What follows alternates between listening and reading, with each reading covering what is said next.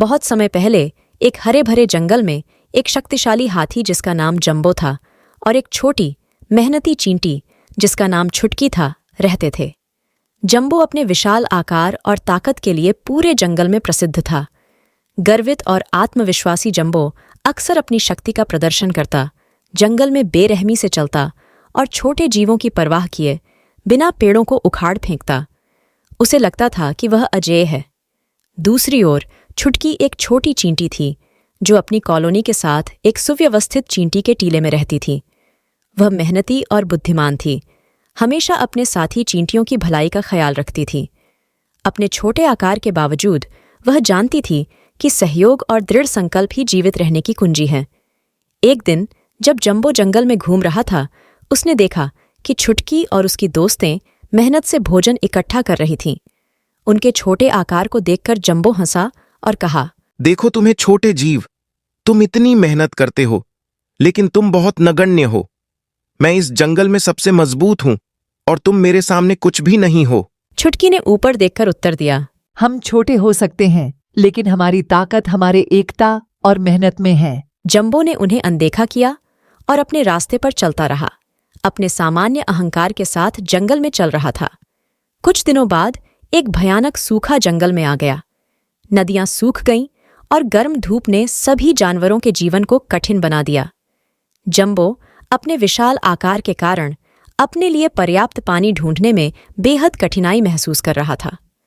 वह कमजोर और कमजोर हो गया। उसकी एक बार की महान शक्ति गायब हो गई। छुटकी और उसकी कॉलोनी ने इस संकट की पूर्वानुमान लगा लिया था।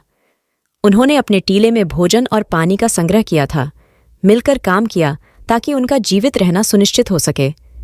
एक सुबह जब छुटकी और संसाधनों की तलाश में थी, उसने देखा कि जंबो जमीन पर पड़ा हुआ था, थका हुआ और प्यासा। दया से भरी छुटकी जंबो के पास गई और कहा, जंबो, तुम बहुत परेशानी में हो, मुझे तुम्हारी मदद करने दो। जंबो बहुत कमजोर था। उसने याचना भरी नजरों से छुटकी को देखा। छुटकी ने तुरंत अपनी साथी चींटियों को बुलाया और उन्होंने एक योजना बनाई। उन्होंने मिलकर अपने जल स्रोत से जंबो के लिए एक छोटा सा नाला बनाया। उनके छोटे आकार के बावजूद उनकी टीमवर्क और दृढ़ संकल्प ने उन्हें सफल बनाया। जंबो ने पानी को आभारी होते हुए पी लिया और उसकी कुछ शक्ति लौट आई। उसने विनम्रता से कहा, धन्यवाद छुटकी, मैंने तुम्हें और तुम्हारे दोस्तों को कम आंका था। तुमने मुझे दिखाया कि सच्ची ताकत आकार या शक्ति में नहीं होती, बल्कि एकता और दया में होती है। उस दिन से जंबो ने अपने तरीके बदल दिए। उसने अपनी ताकत का उपयोग दूसरों की मदद करने में किया, जंगल का रक्षक बन गया। वह और छुटकी अच्छे दोस्त बन गए और मिलकर उन्होंने यह सुनिश्चित किया कि जंगल में सभी जानवर सामंजस्य में रहते और जरूरत के समय एक दूसरे की मदद करते।